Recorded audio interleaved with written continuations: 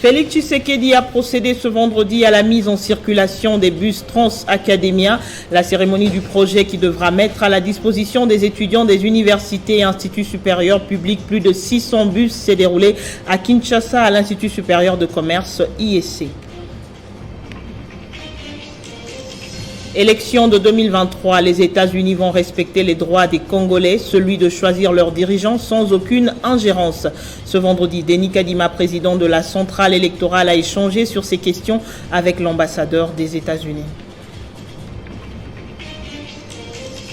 En une année de conflit entre la Russie et l'Ukraine, la guerre a su mobiliser toute la communauté internationale, laissant de côté d'autres guerres plus meurtrières que celle de la Russie. Les analystes crient à l'injustice de la communauté internationale.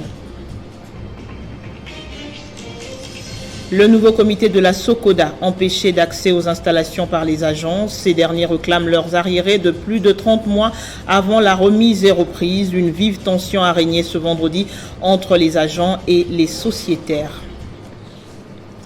Nouvelle édition sur Télé 50, très heureuse de vous retrouver.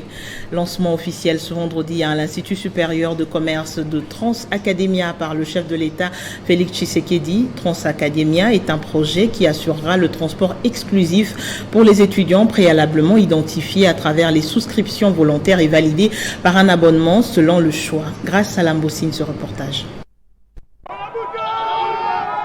Après plusieurs mois d'attente, les bus Trans-Academia sont mis en circulation dans la capitale congolaise. C'est le chef de l'État Félix Tshisekedi qui a donné le go devant les étudiants, professeurs et plusieurs autorités. Le professeur Émile Kassongo, directeur général de l'IEC, a salué cette initiative de Trans-Academia qui facilitera la mobilité des étudiants de la RDC. Notre immense gratitude à son Excellence, Monsieur Félix-Antoine Tshisekedi Tshilombo, président de la République, chef de l'État, pour la vision d'émergence qu'il porte sur notre système éducatif et qui se matérialise encore aujourd'hui avec cette cérémonie grandiose de lancement de bus Trans-Academia. Votre présence ici, Excellence Monsieur le Président, est historique parce que c'est la toute première fois dans sa longue existence de 57 ans que l'Institut supérieur de commerce reçoit ce grand honneur de recevoir la visite d'un chef d'État. Au total, 220 bus sur les 600 commandés sont déjà disponibles dans la capitale congolaise. Pour moi, c'est une occasion de remercier le président de la République. Dans un premier temps, les étudiants vont utiliser l'application pour s'enregistrer et souscrire en fonction de leur bourse. C'est un établissement à caractère social, donc on va rester dans l'objet de notre mission. Par ailleurs, les étudiants ont exprimé leur gratitude. Processus électoral en RDC, les États-Unis d'Amérique promettent de respecter les droits des Congolais, celui de choisir leurs dirigeants sans aucune ingérence. L'annonce a été faite lors d'un entretien ce vendredi entre le président de la CENI, Denis Kadima, et l'ambassadeur des États-Unis, Lucie Tamelin, axé sur les enjeux et les défis que représentent les élections de 2023. Nous savons que le désir de chacun de nous de voter librement pour les dirigeants que nous voulons, c'est quelque chose qui est aux bases de la démocratie. Donc je me réjouis d'être ici au Congo au moment où l'État prépare pour les élections libres et justes. Et je voudrais réitérer notre engagement d'accompagner le peuple et le gouvernement congolais dans cette noble tâche. Nous avons convenu de continuer d'échanger et aussi de travailler chacun de son côté parce que nous sommes ici en tant que partenaires, en tant qu'amis. Nous respectons le droit des Congolais de choisir le dirigeant sans aucune ingérence. Donc, absolument, c'est pas notre rôle de dire qui va gagner les élections, qui est le candidat préféré. C'est juste d'accompagner le processus, de soutenir les institutions et travailler pour une élection qui va atteindre les attentes du peuple congolais. Toujours au sujet du processus électoral en cours, la coordination des opérations électorales de la coalition Lamouka est montée au créneau pour dénoncer des irrégularités d'enrôlement, notamment dans la deuxième ère opérationnelle. Dans une déclaration faite ce vendredi, elle demande par exemple à la CENI de faire la lumière sur le cas des politiciens qui louent des véhicules pour transporter les citoyens hors des lieux d'habitation afin de se faire enrôler dans des bureaux fictifs. On constate notamment la lenteur et l'incompétence des agents chargés de l'enrôlement, les pannes répétées de machines, les difficultés d'alimentation en énergie électrique, le marchandage de cartes d'électeurs, le nombre insuffisant de centres d'enrôlement et de kits dans certaines provinces, les longues distances à parcourir pour rejoindre les centres d'enrôlement, les intimidations que subissent la population par les agents de la CENI et ceux de la police. De plus, la CENI n'a pas publié les cartographies de centres d'enrôlement des aires opérationnelles 2 et 3. Le malheureux accident routier de Chikapa vient de nous révéler l'ampleur de la fraude en préparation par M. Kadima et son équipe. La question est celle-ci. Combien d'autres parlementaires et membres de l'Union sacrée sont en possession de documents de la CENI, comme le député qui a été pris la main dans le sac? Nous exigeons, toute affaire cessante, que la criminelle entreprise de fiches d'identification et de cartes d'électeurs trouvées dans les véhicules d'un député soit élucidée.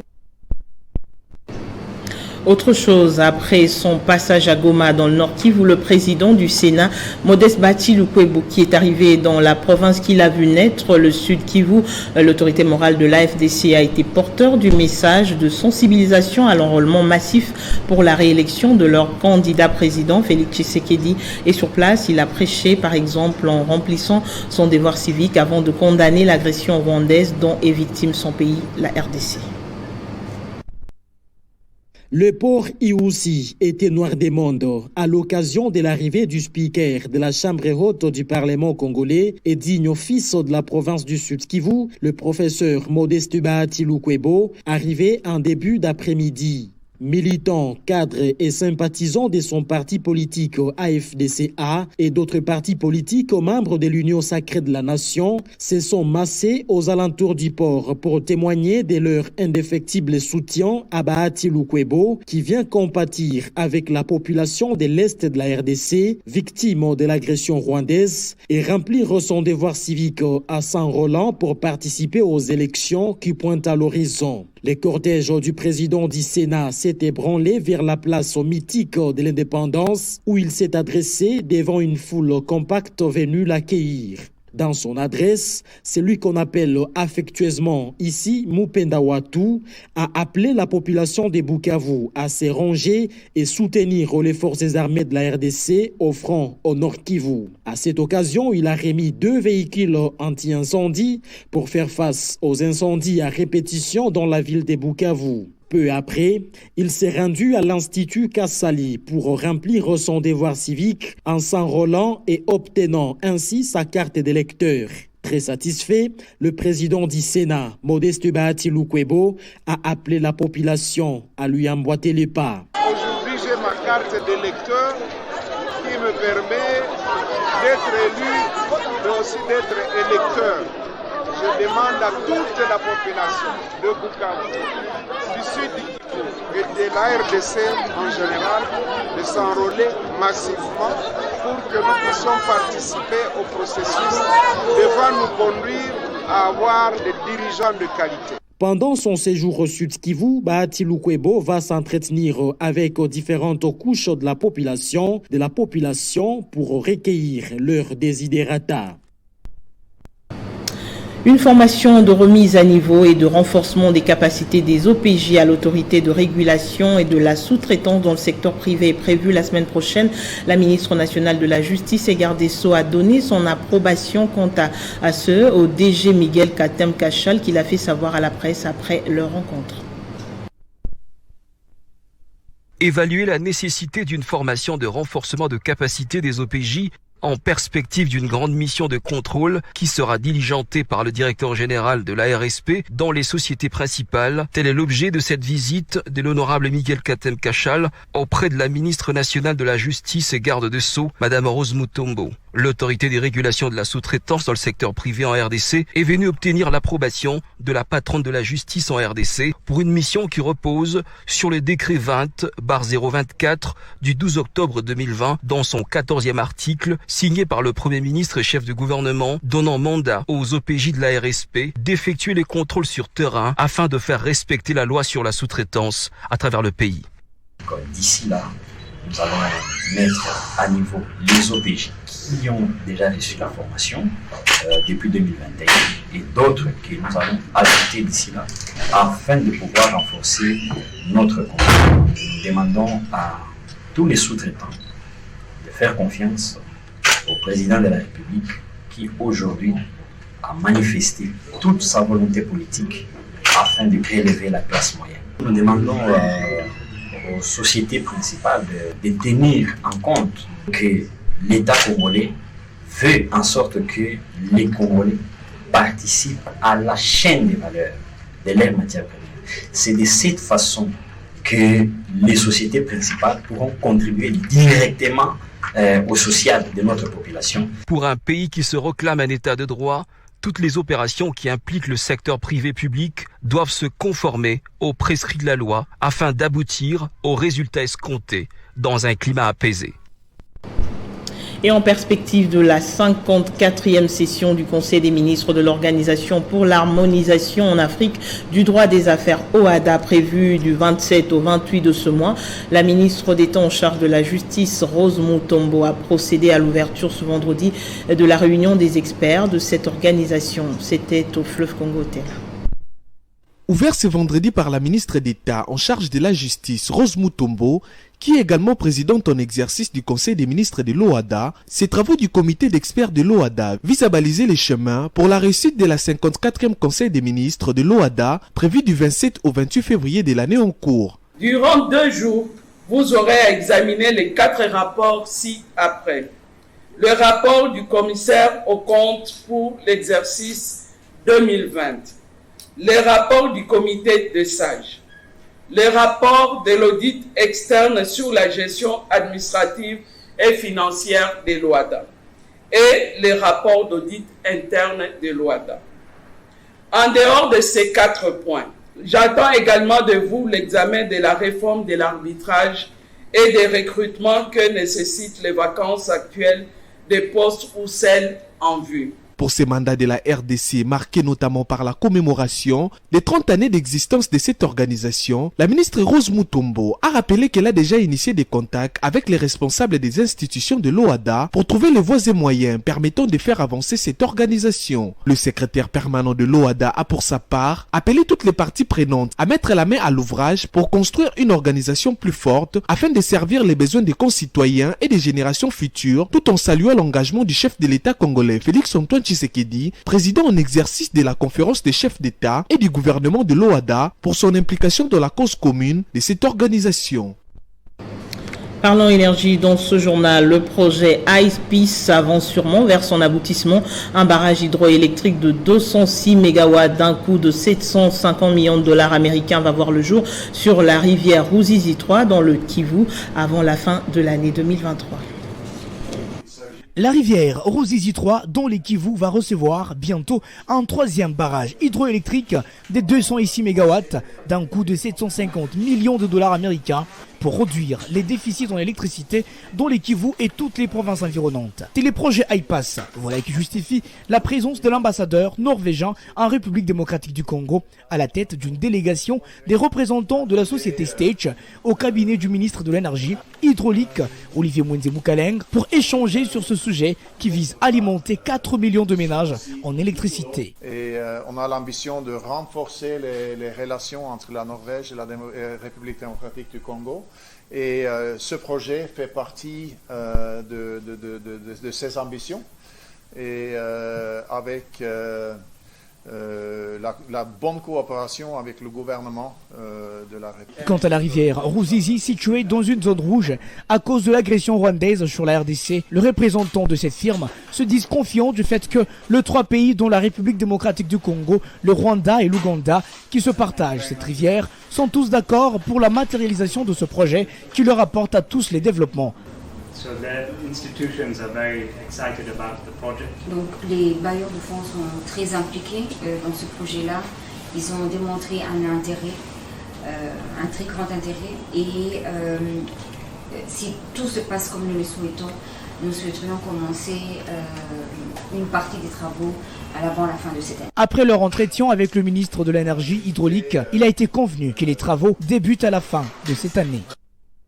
Au Sud Kivu, le gouverneur Théo Ngwabidje vient d'introduire une requête en inconstitutionnalité de la motion votée par l'Assemblée provinciale devant la Cour constitutionnelle, étant donné que la procédure y afférente était entachée des irrégularités.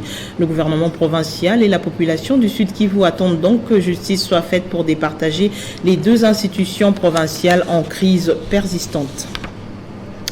C'était un véritable parcours de combattant pour les membres de la délégation conjointe composée notamment de l'unité nationale de coordination du projet intégré de croissance agricole dans les Grands Lacs Picagel, le groupe de la Banque mondiale et le gouvernement de la RDC. Ils ont effectué une mission avec comme objectif procéder à la revue de l'état d'avancement global des activités du projet Picagel dans la zone d'intervention du Sud Kivu.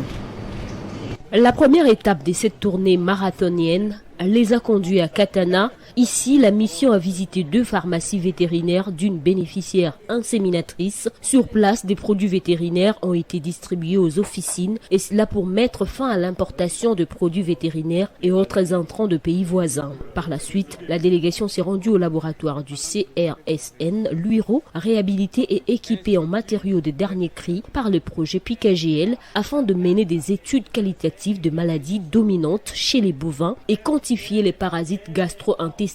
À Kachoucha, la mission a eu le privilège de visiter une écloserie, 2 unités construites et équipées par le projet. Elles ont une capacité de production de 600 tonnes d'alevin et 7 tonnes d'aliments de poissons par jour. Par contre, à Mulungu, la délégation s'est imprégnée du bon fonctionnement du laboratoire de production de plantules de manioc installé à l'ITEAC avec une capacité de 5000 plantules qui peuvent couvrir jusqu'à 3 hectares. Une autre usine de production, celle d'Aflasaf, la première en République démocratique du Congo, elle a été équipée par le projet Picagel. L'usine a une capacité de production d'au moins 5 tonnes, ce qui permet aujourd'hui de lutter contre les intoxications d'aflatoxines dans les cultures de manioc, maïs ou encore sorgho. Le projet Picagel, c'est aussi les routes des dessertes agricoles. C'est ainsi que la délégation a visité l'axe routier Amsar-Birava, Mouchoué-Chouekaana, réhabilité par le projet Picagel à travers son partenaire de mise en œuvre, l'UNOPS. Bien avant,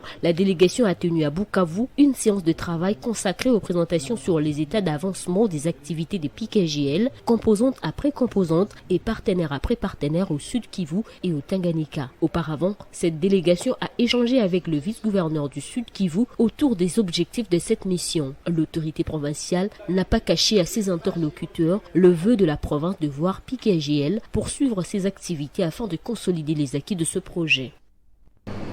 L'Agence congolaise des grands travaux a une nouvelle identité visuelle. Ce nouveau logo a été présenté au public ce vendredi à travers une cérémonie d'échange des vœux organisée au chapiteau du Collège Boboto par son directeur général. Le nouveau logo de l'Agence congolaise des grands travaux s'accorde mieux à ses missions qui sont la conception et le management des projets d'infrastructures structurantes dans les secteurs de routes, voiries, ports, aéroports, chemins de fer, architecture, énergie, infrastructures passives de télécommunications et environnement. Ce vendredi 24 février 2023, il a été dévoilé au grand public à travers une cérémonie d'échange de vœux au chapiteau du Collège Boboto dans la commune de la Gombe. Parmi les convives, les agents de la CGT, les invités de marque dont les responsables des structures sœurs, les ministres des ITP et les secrétaires généraux aux ITP. Outre les remerciements, le DG de la CGT a fixé les agents sur les ambitions de l'entreprise pour l'avenir.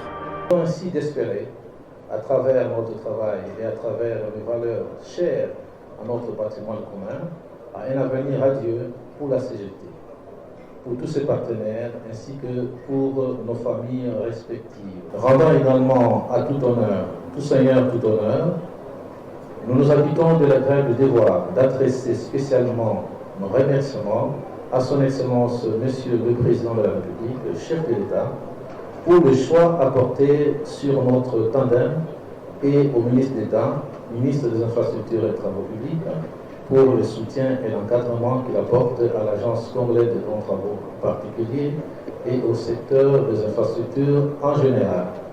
C'est les partages des repas conviviaux et la prise des photos cérémoniales qui ont clôturé la cérémonie.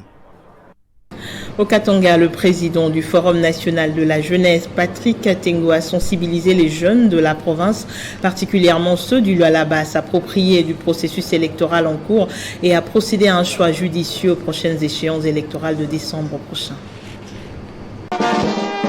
Pour le renouvellement de la classe politique, Patrick Katengo est en pleine sensibilisation au Lualaba. Cela se fait tambour et trompette, accompagné par une foule immense venue des quatre coins de Kolwezi, constituée d'hommes et femmes, membres du Forum national de la jeunesse. Enrôlement aujourd'hui, nous devons remplir notre devoir civique, une manière de demander à la population du Lualaba de fournir beaucoup d'énergie pour pouvoir s'enrôler, parce que c'est une manière pour nous d'augmenter le siège. De la cathédrale Sainte-Bernadette, Saint-Éloi, passant par les avenues Okito, du Monument et des Likasi, le président du Forum national de la jeunesse et son représentant au Lualaba, Séraphin Kassaji, ont prêché par l'exemple. Après avoir rempli les conditions d'usage, tous deux ont reçu leur carte d'enrôlement. Chemin faisant, Patrick Katengo a été obligé de faire le pied avec cette population venue des quatre coins jusqu'au lieu du meeting où il a tenu un message fort de conscientisation à toute la jeunesse congolaise. Bon, parce que l'avenir est devant nous. Nous devons cette fois-ci placer des hommes qu'il faut à la place qu'il faut. Et donc il faudrait à ce que nous puissions mobiliser des énergies de manière à voir cette province aller de l'avant. S'alignant derrière la vision du chef de l'État Félix-Antoine Tshisekedi Tshilombo, Patrick Katengo insiste sur la lutte contre les tribalismes et la haine et en promouvant la cohésion nationale. Au Kwilu, adhésion massive au parti lumumbiste unifié. Le coordonnateur national de la jeunesse lumumbiste François Wendo s'est réjoui de cet acte et a profité de l'occasion pour appeler les jeunes à se préparer aux élections. Faire de tous les jeunes de la RDC les disciples du secrétaire général chef du parti lumumbiste unifié, le professeur Willy Makiashi, c'est la mission assignée à la coordination nationale de la jeunesse lumumbiste avec à sa tête Maître François Wendo qui enregistre chaque semaine des adhésions massives. Parmi les nouveaux adhérents, l'on compte le ministre provincial des Finances au Kwilu, Papi Mitete. Ce dernier a adhéré au parti cinquantenaire avec les différents membres de ses associations.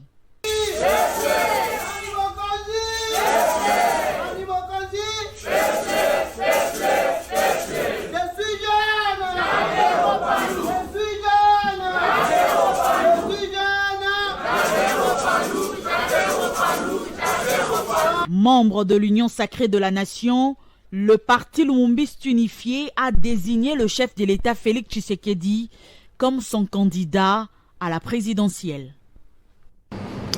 Un forum scientifique a eu lieu ce vendredi à l'université Révérend Kim Sidunjili.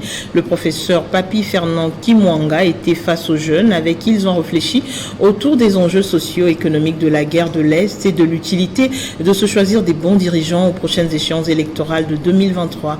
Reportage Héritier Tambois. Elle a sans doute refoulé du monde la grande salle dite B01 de l'URKIM qui a abrité cette journée scientifique réunissant les étudiants de cette institution, notamment les jeunes leaders, également d'autres personnes venues d'ailleurs. Devant une crème intellectuelle des divers domaines qu'il a ovationné à sa prise de parole, l'orateur principal du forum, professeur Papi Fernand Kimwanga, secrétaire général académique de l'université Révérend Kim et président national du parti politique Dynamique pour le bien-être des Congolais, a sensibilisé cette foule sur les sujets du jour. mort. Accompagné de quelques membres de son parti, le président national de la DBC a axé son intervention sur quelques points essentiels, à savoir les acteurs d'une guerre, le facteur de cette dernière, les enjeux sociologiques et économiques, enfin comment opérer un choix judicieux lors des échéances électorales. Il s'agissait d'un forum non seulement scientifique mais patriotique, d'interpellation de la jeunesse face à leur comportement au regard de la guerre de l'agression nous imposée par les pays voisins, le Rwanda. Nous devons être hospitaliers parce que même la Bible nous le recommande. Mais nous, ce que nous devons faire, nous devons maintenant faire quoi? L'hospitalité sélective. Est-ce que la personne à qui nous voulons donner tel privilège est-elle en mesure d'aider le Congo? Sinon, on refuse de donner du papier. Très préoccupé par la situation de l'Est, celui-ci affirme que c'est l'agression rwandaise qui empêche d'une manière le développement de la RDC. Comme solution, le président national de la dynamique pour le bien-être des Congolais, Papi Fernand Kimwanga Eyambo, résume les pistes des solutions en une, dont le renforcement des capacités dans tous les plans des forces armées de la République démocratique du Congo.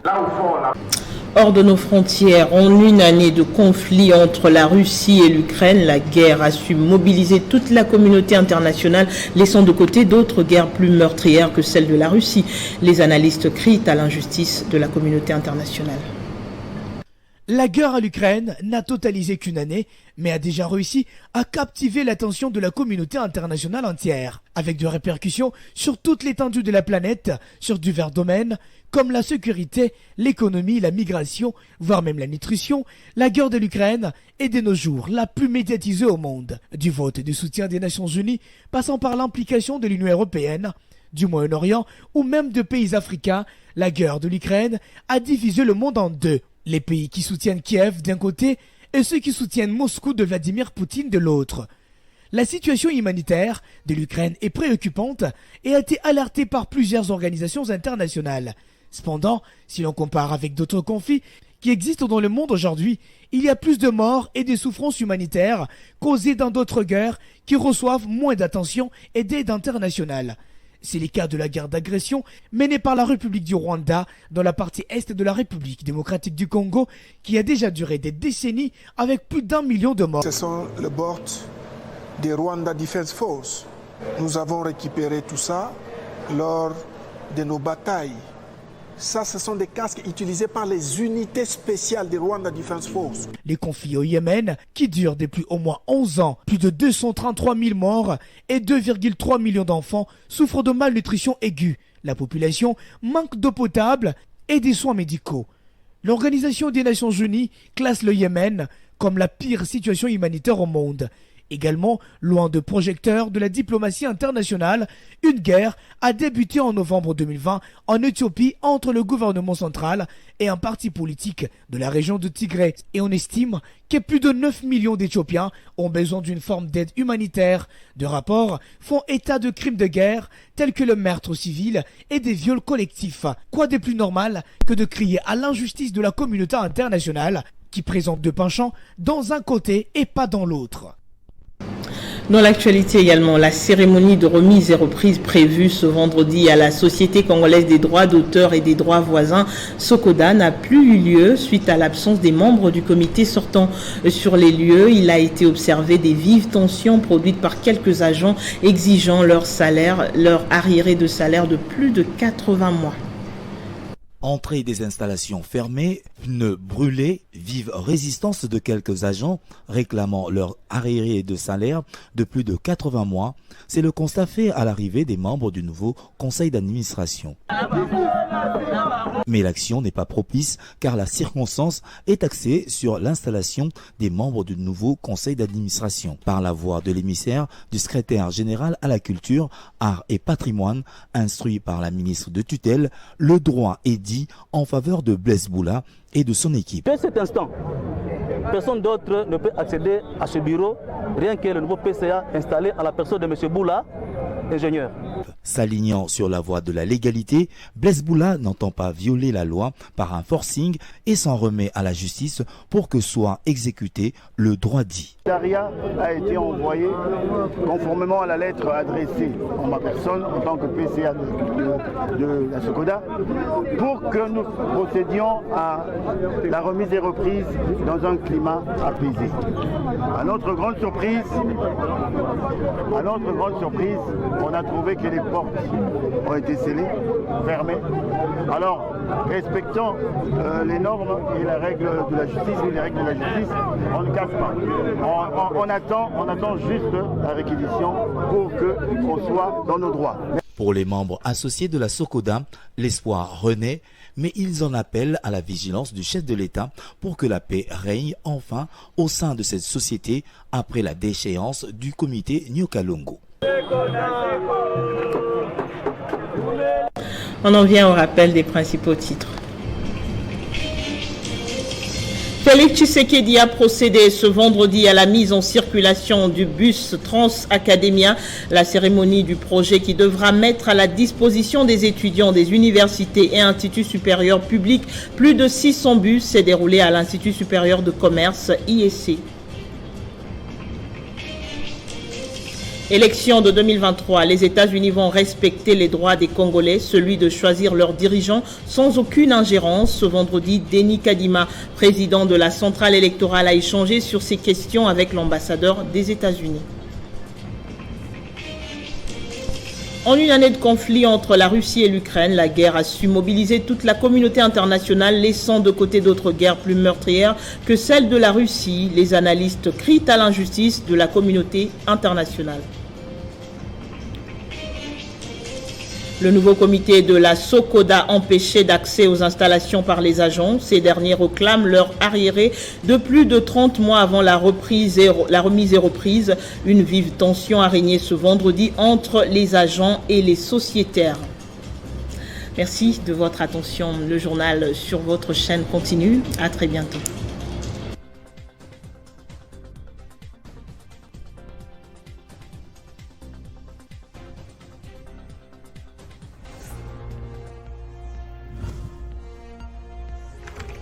L'actualité reste incrutinée.